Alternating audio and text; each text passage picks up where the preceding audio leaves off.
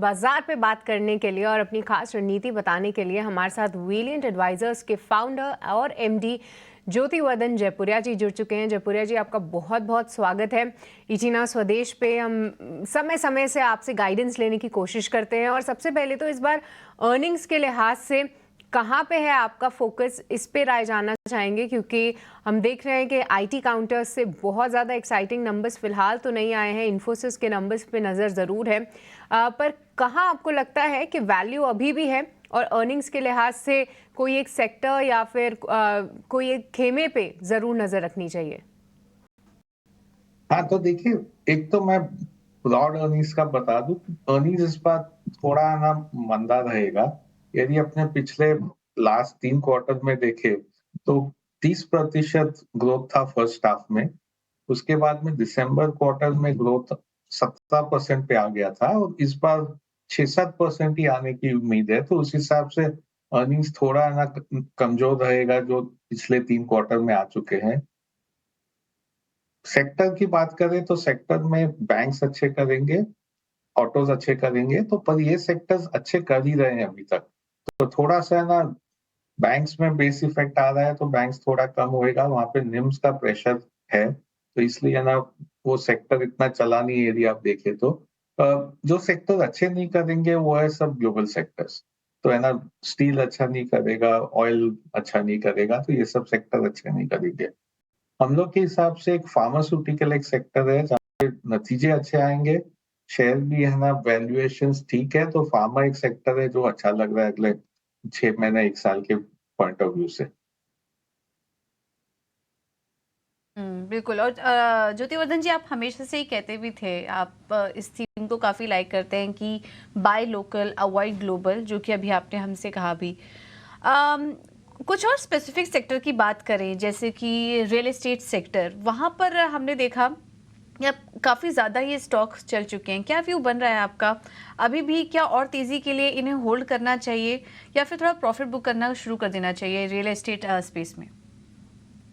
तो देखिए, अगले 4-5 साल से रियल एस्टेट अभी भी अच्छा लग रहा है क्योंकि डिमांड काफी स्ट्रांग है। पर जो स्टॉक्स में बढ़ावट आई है, एक तरह से थोड़ा-सा ना कंसोलिडेशन का दरकार है, तो निवेशकों को चाहिए तो थोड़ा प्रॉफिट बुक करके बाद में ले सकते हैं। यही सेक्टर रिलेटेड हम लोग काफ़ी एंसिलरी सेक्टर ले लेते हैं इसके, कि भई है ना, रियल एस्टेट अच्छा कर रहा है तो वायर एंड केबल अच्छा करेगा, टाइल्स अच्छा करेगा। तो ये भी एक देख सकते हैं कि जैसे टाइल्स में अभी थोड़ा डिमांड वीक है, शेयर काफ़ी नीचे आए हैं, तो टाइल्स एक सेक्टर है जो एक तरह से रियल एस्टेट अच्छा किया तो टाइल्स अच्छा करता है जनरली, तो टाइल्स भी खरीद सकते हैं लोग उसको देख के। रियल एस्टेट सेक्टर जहाँ पे अच्छे प्रदर्शन हम देख रहे हैं, टाइल्स एक एंसिलरी स्पेस में से आप इस पे ज़रूर नज़र रखें। पर ज्योति जी, एक बार आपसे राय जानना चाहेंगे कि ऑटो एंसिलरी स्पेस पे, क्योंकि अब टेस्ला की एंट्री की पूरी तैयारी कर रहे हैं, कुछ ही दिनों में मीटिंग भी होगी प्राइम मिनिस्टर मोदी और इलॉन मस्क की भी। ऐसे में कोई ऑटो एंसिलरी स्पेस से कोई स्टॉक जो कि आपको फिलहाल पसंद आता हो, अगर आप स्टॉक बता पाएँ तो वो बहुत अच्छा है, अगर नहीं तो काफ़ी सारे सेगमेंट्स हैं और ये स्पेस भी काफ़ी ब्रॉड है, तो कोई एक पर्टिकुलर स्पेस पे नज़र रखने की ज़रूरत है क्या? आप तो देखिए, स्टॉक्स के तो हम लोग ज़िक्र नहीं कर सकते हैं।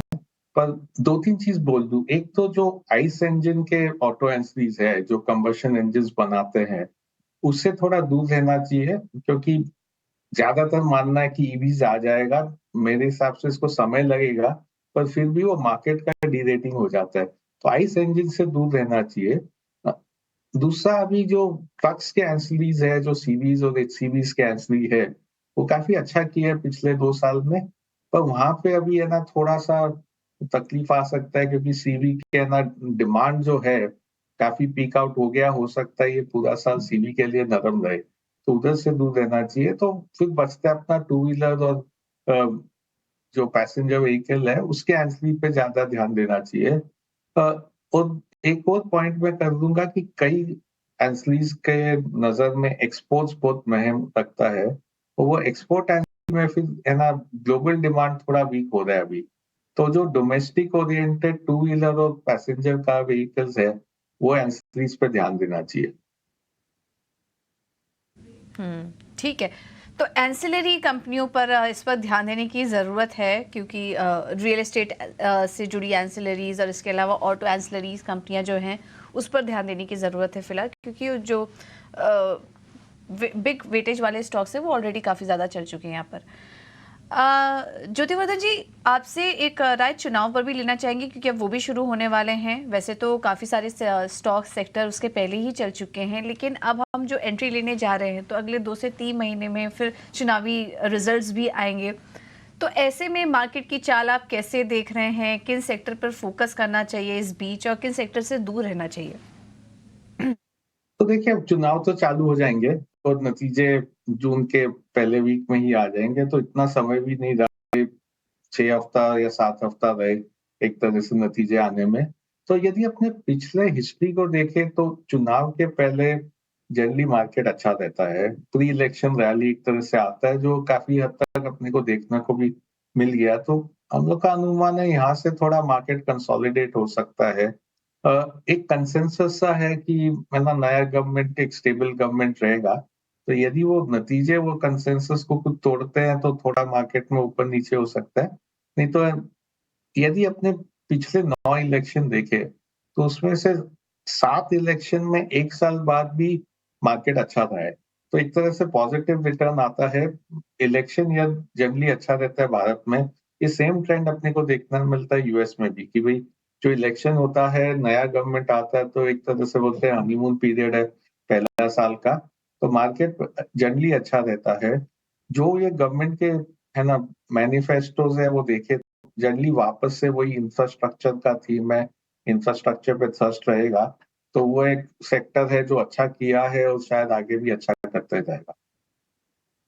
ओके, ज्योति जी, 2-3 थीम्स आपके सामने रखना चाहूँगी, क्योंकि हमने ऑलरेडी कुछ एक सेगमेंट्स में अच्छा परफॉर्मेंस देखा है, पर अभी भी आपका भरोसा किस सेगमेंट में सबसे ज़्यादा है ये समझना चाहेंगे। पहला है ऑयल एंड गैस। कई सारे स्टॉक्स जो हैं रुकने का नाम नहीं ले रहे, खास तौर से पीएसयूज़ के काउंटर्स, क्योंकि मेजरली एक्सपोजर वहीं से आ रहा है। उसके अलावा पावर थीम काफ़ी अच्छे तरीके से प्ले कर रहा है, और साथ ही साथ अभी हम देख रहे हैं कि केमिकल्स में भी एक थोड़ा सा रीबाउंड आता हुआ दिख रहा है, जितनी भी चाइना रीओपनिंग की थीम है। इन तीनों ही थीम्स की अगर बात करें तो सबसे ज़्यादा भरोसा आपका कौन से सेगमेंट पे है? तो देखिए, शॉर्ट टर्म और लॉन्ग टर्म शायद थोड़ा अलग हो सकता है, पर हम लोग सबसे ज्यादा ध्यान दे रहे हैं केमिकल सेगमेंट पे।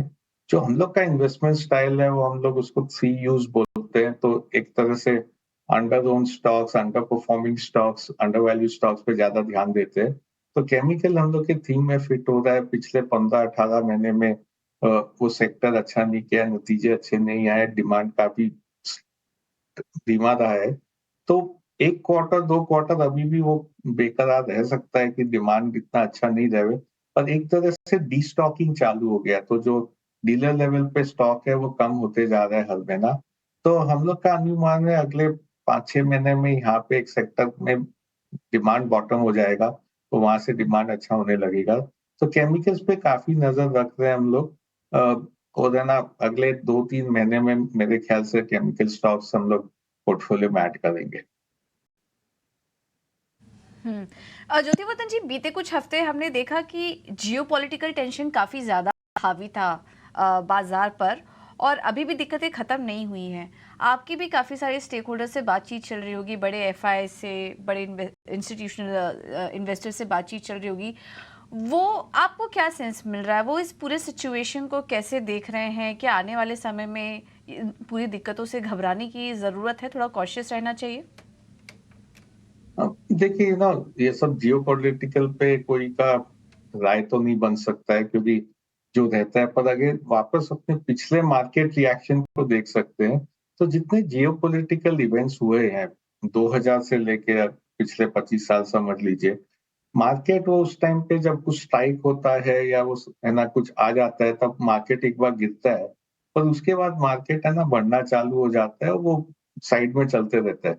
जैसे अभी मिडिल ईस्ट के पहले ही हुआ था रशिया और यूक्रेन का जो हुआ, तो जब वो हुआ तो उस महीने तो है ना मार्केट धीमा था, मार्केट नीचे गिरा था, पर उसके बाद में एक तरह से मार्केट तो अपना वापस नॉर्मलाइज हो गया, वहां पे लड़ाई चल रही है, पर वो लड़ाई भी थोड़े धीरे हो जाती है।